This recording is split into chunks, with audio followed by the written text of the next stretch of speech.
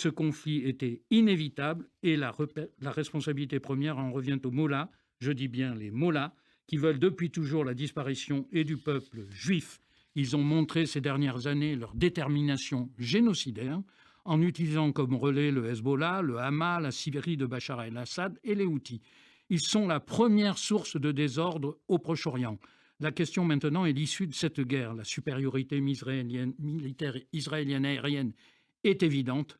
Et l'on verra si l'imprévisible M. Trump, dont Netanyahou a tordu le bras, engage ou pas son pays dans la bataille aérienne, pas au sol, il faut le préciser, c'est la différence avec 2003. La force, cependant, ne réglera pas tout. Je reviens ici aux leçons du passé.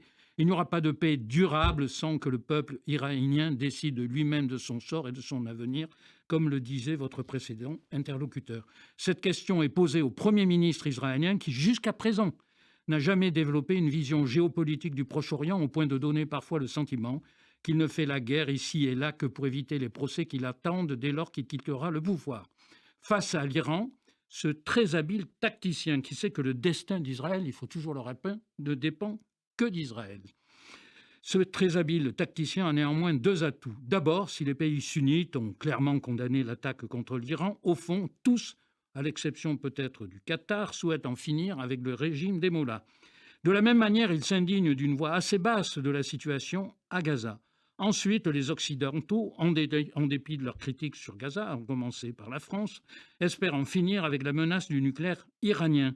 Benyamin Netanyahou a donc déclenché l'attaque contre l'Iran, en sachant bien que dans ce bal des hypocrites, beaucoup sont satisfaits de voir Israël faire le nécessaire sale boulot.